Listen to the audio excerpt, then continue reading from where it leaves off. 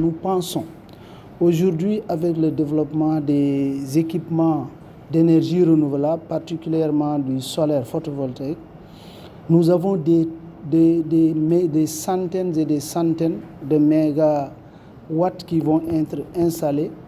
L'exemple que vous connaissez très bien, c'est l'appel de Sénélec de 500 mégawatts. Ça va induire la pose de plusieurs centaines de milliers, si je peux dire, des millions de panneaux solaires avec des batteries et des onduleurs. La conséquence, c'est que dans 20 ans, dans 25 ans, nous allons nous retrouver avec des équipements qui ne peuvent plus servir à leur objectif premier. Donc, il faut réfléchir aujourd'hui quel cadre mettre en place de sorte que, avant l'arrivée de ces années-là, nous puissions savoir comment à la fois revaloriser ces déchets, mais aussi les utiliser ou bien les recycler. C'est ça l'objectif de cette réunion. Vous savez, quand on parle de feuille de route, il y a différentes étapes.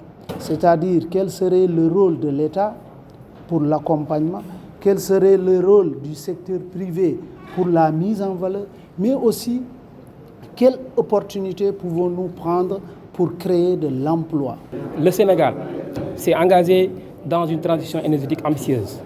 En effet, d'ici 2030, l'objectif du gouvernement est de passer de 40% de renouvelables.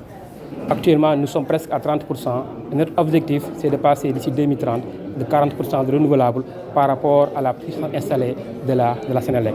Pour atteindre cet objectif, il nous faudra plus de 1100 MW de solaire photovoltaïque. Ça veut dire d'ici 10 ans, voire 15 ans, ces équipements solaires vont générer des déchets. Et pour cela, l'État du Sénégal, à travers le ministère de l'Énergie et du Pétrole, est engagé à accompagner l'ANER et tous les acteurs pour qu'on puisse mettre en place un cadre réglementaire qui va favoriser le développement d'une nouvelle filière, qui va aussi générer beaucoup d'emplois. Aujourd'hui, c'est une cérémonie importante parce qu'elle marque la clôture et la restitution d'un programme exemplaire. C'est un programme qui a été subsidié, supporté financièrement par la région Wallonne et mis en œuvre par Enabel, la coopération belge fédérale. En ce sens, c'est aussi un projet de coopération au sein de notre propre pays, puisqu'il met en œuvre véritablement deux acteurs majeurs ici au Sénégal de coopération, à savoir Enabel et Wallonie-Bruxelles. Je m'en félicite. C'est une vraie réussite en ce sens. Il faut savoir que la Wallonie et la région Wallonne, donc en particulier, ont un programme ambitieux ici de soutien au Sénégal de ce qui est en matière d'air et de climat à travers l'Agence Wallonne d'air et de climat, qui est une agence spécialisée de la Wallonie.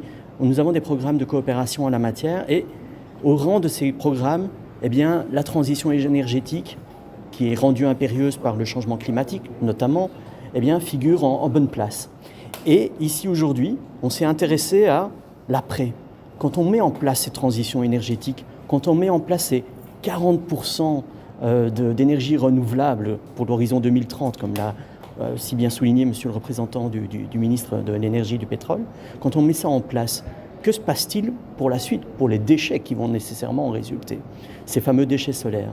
La vertu et la grande force de ce programme dont nous avons aujourd'hui la restitution, c'est qu'il anticipe cela. Il pense à la filière qui va devoir être mise en place pour le traitement de ces déchets. Et qui dit traitement des déchets ne dit pas nécessairement une contrainte, dit aussi une opportunité, parce que c'est une véritable filière économique qui peut également être créée à partir du traitement de ces déchets. Filière économique, création d'emplois et création finalement d'un nouveau secteur dans l'économie verte ici au Sénégal.